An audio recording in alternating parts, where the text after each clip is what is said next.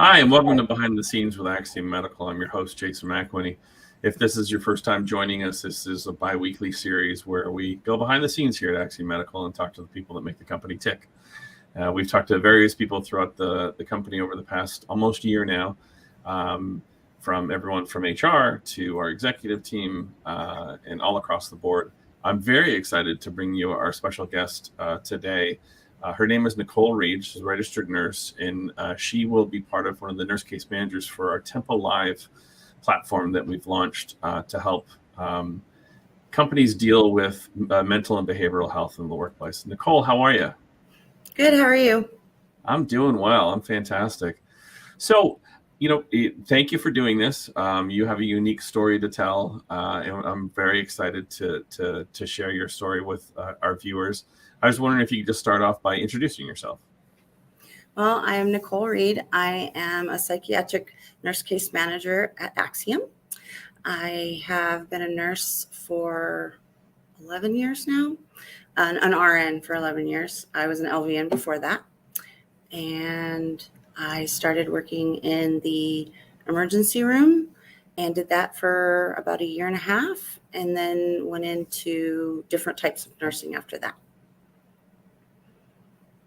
That's great. And you and along with Shauna are going to be under the tutelage of Dr. Les Curte are going to be basically running our Tempo Live platform that we just recently launched. It's exciting for us, I know, inside the company, and for people that are just that have never seen any of these videos and don't necessarily know what we do. Tempo Live is a mental and behavioral health platform to help companies, like I said, deal with their mental and behavioral health in the workforce. And so you, Shauna, and Les are leading the charge on that. And I was wondering if you could just sort of, jump into that and tell us, what exactly you will be doing and, how this will benefit people. Yeah, well, I will be one of the case managers, and I will be basically when people call in, employees call in, I talk to them, and we just basically do like a mental health first aid, and we talk to them, see how they're doing, see what's going on, maybe offer, some resources for them. And it's really important that this is happening, and I'm just so glad to be a part of this. It's not something I've ever seen before. I've been in the behavioral health realm for quite a long time now, and I've never ever seen something of this caliber offered. So basically that's what I'm going to be doing. I'm going to be one of the psychiatric nurse case managers helping when an employee calls. And in that process, when someone uses our Tempo Live app or they're on the desktop platform, they'll answer a series of questions. And if it gets to a point where they need to speak to a professional, that's where you get on the phone and kind of help walk them through whatever they're dealing with. Right. And so you mentioned that you have a background in behavioral health. I was wondering if you could kind of talk about, where you're coming from in that and how it's going to benefit Tempo Live. Well, I started working in a juvenile correctional facility very early on in my nursing career, and that is where I got my first induction into dealing with, mental health as a nursing point of view. A lot of them were young kids from the ages of 12 all the way up to age 25, and that's when I first started with seeing the mental health side, behavioral health side. And I fell in love with it. I had an incident happen where a youth attempted suicide, and that really changed me in a profound way. And so I had to really deal with those feelings that I was having. And it was kind of like a make or break moment for me. Either I stay in nursing and kind of get a hold on this, or I leave completely, because I had a suicide in the family when I was about 16. So it was one of those moments where it was a make or break. And I realized after following that youth very closely. And then him leaving the facility, he had called the clinic and let me know that I really helped him and that I basically saved him. Not only from the event, but also following up with him and following his care. And so at that point, I really realized how impactful it was. And so I stayed basically in that realm. I stayed into jails and prisons. And then I actually went into a state hospital and worked as a charge nurse there for a little while too, and got to really dive deep into individuals that have a lot of behavioral health issues.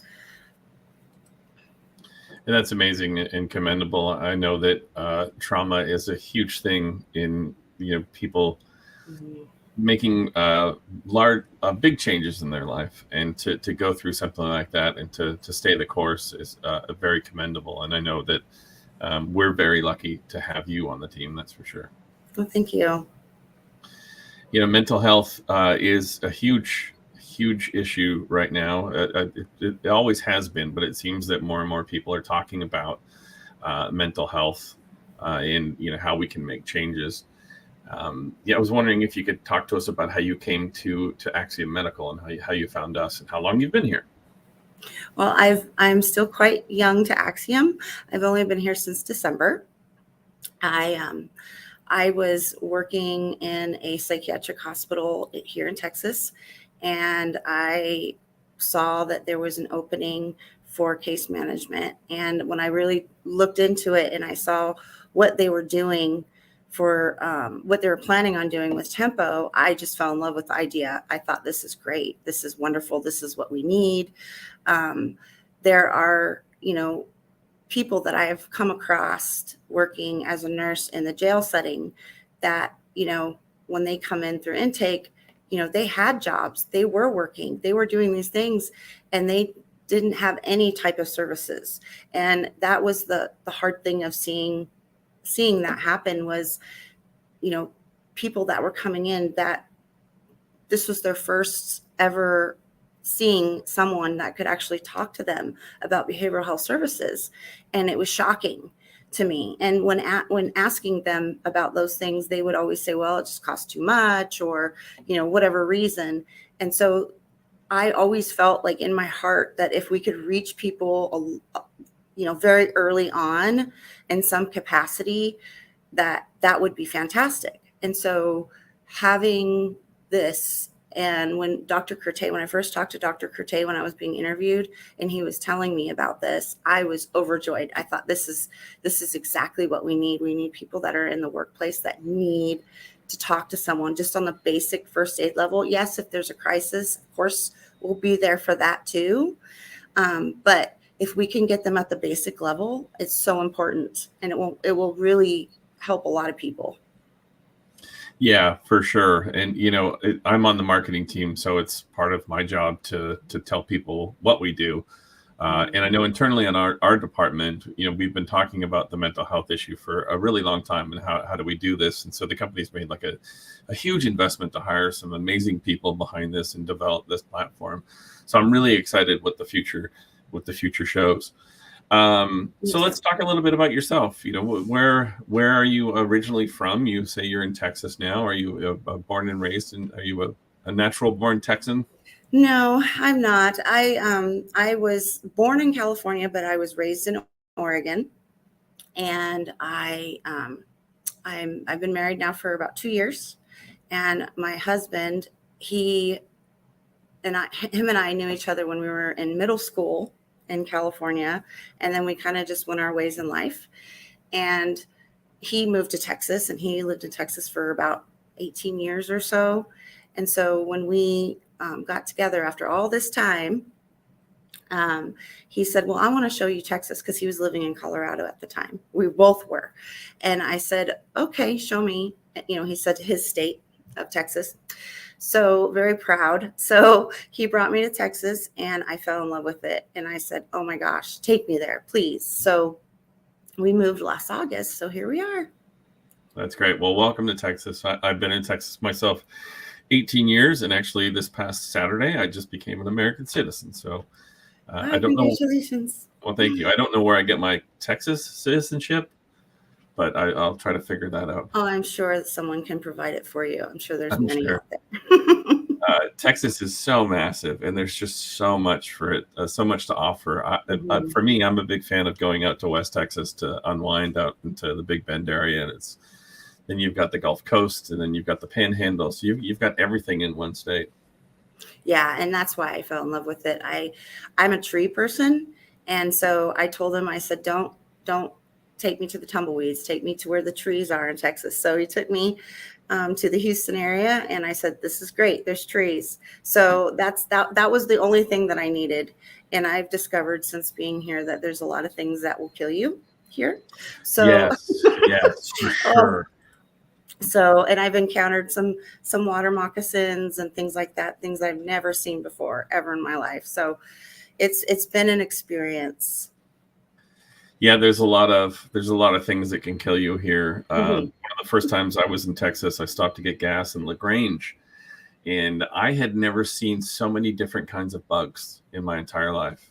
And I just like that was around the first time I'd ever been to Texas. So Mhm. there was walking bugs, there was flying bugs, there was jumping bugs. It was insane. I was like, this is the Wild West here or something. It's really Yes. crazy. Hmm. But And mosquitoes. Oh, they love me. They love me. So and they're huge. They should be the state bird. So right. it's crazy. I'm from Ontario, in northern Ontario. We have something called moose flies. So they're like horse flies, but they're like 4 or 5 times the size. They're just Oh, massive. They're not. That's not really what they're called, but that's what they're colloquial known as is moose flies. So when you're not at work, when you're not, trying to help people with their mental and behavioral health, where could we find Nichole? honestly, I'm usually at home, or if my husband's off, then we're doing something. We have a boat, so we like to go in the lake. We like fishing.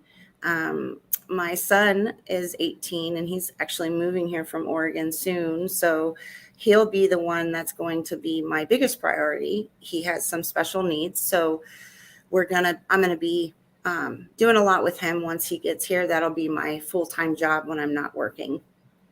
Oh, that's great. That sounds like a lot of fun. Yeah, I'm excited. There's some good fishing to do in Texas, that's for sure. Yeah. Yeah. So he'll be here, and I'll be showing him all of our spots, and just, working with him. He has a genetic condition called DiGeorge syndrome, DI, and then George.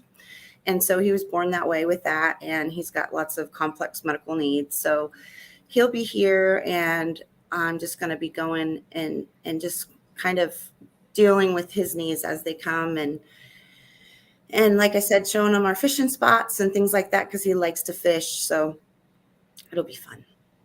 So what I've never heard of DiGeorge syndrome. What exactly is that? So he's missing a piece of his 22nd chromosome. And so that deleted piece that he's missing, it causes multiple problems. At one point, we had about 15 specialists that he was seeing, and he has Asperger's, and he also has that's kind of related to some kids that have DiGeorge syndrome could have that. He also has some hearing issues. He wears hearing aids, and he has issues with reading and things like that. Sometimes he's 18, but he sometimes has the mental capacity of like a 12-year-old, 12, 13. So Mm. we kind of deal with behaviors and things like that. They also have a higher chance of developing schizophrenia because Okay. of where the deletion occurs. So it's a great thing that I work in behavioral health, and I've read up on all these things, and I've had patients with schizophrenia, and he's right at that age of 18 where if it's going to kind of pop up, it's going to be in the next couple of years. So it's just things like that I look out for him. And he's got a smaller thymus gland than most people, which that secretes T cells to help fight off infection. So Mm. ever since he was little, he's had a lot of issues with his immune system. So he gets sick really easily. Oh wow, I didn't know all of that. Yeah. Well, he's going to be happy to be around his mommy. Yes, he is. He's so excited. We've been waiting for a while for this, so he's excited. He just graduated high school. Has he ever been to Texas? No, he hasn't. So he's thrilled. I'm sure he's probably going to be in shock like I was with the heat. Oh, yes. That's the hardest part. Luckily, we have a pool here for him, so it'll be good for him to get in the pool and cool down. That's good. And for people that are watching this that aren't in Texas, we are fully in second summer now till about mid-July. Then we'll hit third summer, and then we'll hit late third summer, probably somewhere at the end of September. Right. It's very hot here. But that means we can go hang out on a patio and have brunch on a Friday or on the weekend in January and February, which is That's nice. right. That's right. Yeah. Well, I'm going to show some comments that we've got here. We got a few comments in here. We're so blessed to have Nichole leading the behavioral health front lines. Not everyone's cut out to deliver these services, and it takes so much empathy, patience, and resilience. And so thank you, Nichole, says Autumn Brennan. Thanks, Autumn. Christy says, with Nichole's background, she's personally seen mental health and understands that mental health is health, and having that empathy and understanding of herself is why Temple Live will be successful. So again, some big thank yous to you. Thank you, Christy. Holly says, hi, Nichole. Thanks for sharing your story on our blog. We're so grateful to have you on our team. And I will share a link to that blog post because it's very moving and very, it's just a great story. And Claire says you've gained your Texas citizenship once you survive this summer's heat. It's really bad. Texas was the first time I'd ever just been standing somewhere and started sweating out of the back of my head. Like that usually happens when you're doing sports or you're eating something really spicy. It's bad here. Michelle Speck says, we're so lucky to have Nichole's support, both our clients and all of us on the Axiom team as well. Thanks, Michelle. So, what are you're doing mental and behavioral health for the company, but you do have any hobbies that you still hold on to, something you did as a kid that you're still doing, or are you and your husband and your son planning a trip anywhere? I like to paint. That's one of my hobbies that most people don't really know. I like to paint different things. Usually a landscape, or recently it's been things that my children have asked for. My oldest son, he's 23. He just recently asked me to paint him a blood moon, which is very difficult, but I obliged. And so I did that, and I like to read. I like things like that.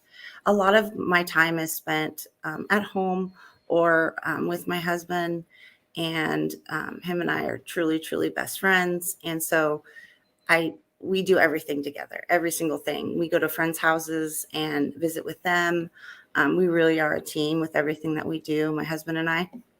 So I love doing things with him, whatever that is, whether it's going for a walk or even grocery shopping with him. He's so hilarious. He's the funniest person I've ever met. And I'm not just saying that because he's my husband. And so he cracks me up, and we make each other laugh. So we just really enjoy. And like I said, we've only been married 2 years. We've been together 4. So he was my first love in middle school. So I finally got the boy at the end of the day. So I'm just basically just living life, having a second chance. I was married prior and had 4 children by that marriage. And my current husband had 2 children by his previous marriage. So altogether we have 6 kids that are between the ages of 18 to 23. So we're busy just trying to keep tabs on what all of these young adult to adults are doing, and just trying to breathe and live life. I think that's both amazing. Of our goals right now. That's amazing. I've got it here on the screen. I'll share my other screen here so we can get your story up, the blog post. I'm trying to share it in the chat here, but I'm running into a little bit of problems. So here we have your blog post here. If anybody wants to read it, it's linked in the chat there. A really great story where Nichole goes about how she spoke earlier about how her life changed from that traumatic experience where someone taken their lives. So it's a great read. Go check out our blog, Why I Remained a Nurse, Nichole Ried's story. So let me go back here.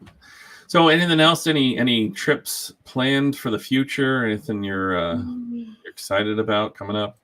The only thing, my husband is going to be working for a company soon where he's going to be traveling a lot. So we're just kind of going to see how things go with him. He's going to be most likely going to like Switzerland and places like that. So hopefully I can tag along eventually and go because I would love to see Switzerland. So that's the only thing that we really have that might be coming up. And that would probably be not till the end of the year, if anything. But other than that, we really just, we're really homebodies. We just kind of, we've lived a life with lots of children. And so we're just like, it's nice and quiet. We have our dog. I also have a little miniature schnauzer named Whiskey. And so whatever he wants to do basically is what we do. He's loved by all and loves to chase squirrels. So we always have a squirrel that's usually at the window that's mocking him through the window. So he will let me know that there's something outside that he wants to get his paws on. So other than that, we just like to stay home. That's great. That your story about the squirrels reminded me of Autumn Brennan's recurring I don't know if it's a problem, but recurring thing that happens to her and her where she lives. Apparently there's a wolf in the neighborhood that likes to walk past her windows, and I guess her dogs freak out. They want to get the wolf. So oh my gosh, it's interesting. Yeah, I'm constantly putting stuff out. I mean, it's my fault. Like I put things out there for the squirrel to eat, and I feel I have a water bowl. I love animals, so I try to feed the whole forest. And my husband always comes home and is like, oh my gosh, what else is out there now? Like now there's a cardinal that's coming to the window, and I have all these different animals that I'm feeding. And so he's just like, can we not feed any more animals because it drives our dog crazy? But well, he had to know he married a nurse, and nurses are nurturers. So it comes with the territory. And when I was in Oregon, I trained the deer around my house to come when I made a certain noise. They would just come out of the woods and I would feed them. So I felt like Snow White calling the animals in too. So I was going to say Dr. Dolittle, but Snow White's definitely a better one. We got one more comment from Aaron. Said, "Oh, I wish I could paint. That's so cool." The hidden talents. So any closing comments you want to say? Anything, again, we're making a big push about mental health. If there's anything out there you want to say towards that, or to anybody that's watching. Well, I think that when it comes to mental health, I believe wholeheartedly that if you need to work on yourself always first, and before you can help others, right? Because like when you get on a plane, when they're giving you instructions that all of us are ignoring because we're on our way to Honolulu or whatever, they always say that you need to, put your mask on yourself first before you put it on to others. And I really feel like that's the takeaway from behavioral health in general. Like you have to really get a feel for yourself and fix some things or work on yourself before you can help anybody else. And I'm really excited to be a part of Tempo. I cannot wait to have, a flood of people coming, because I know they will. This is something we really need. And I'm really, really thankful that Dr. Curte hired me. I'm thankful that I have wonderful nurses along with me. Shauna Stone is one of them. Charlotte is another. I really appreciate the help and support that I get here at this company, and I'm really excited. That's great. And, we've said this multiple times in multiple avenues. The nurses at Axiom Medical are our backbone. We love our nurses. We love what they do. We tell people what we do. You actually do it and make a difference. And you're very much valued amongst all of the Axiom employees and our clients. Thank you.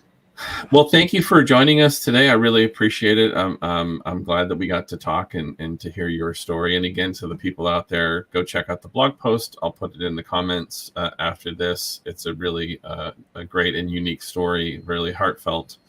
And it really talks about, breaking down the barriers of talking about mental health.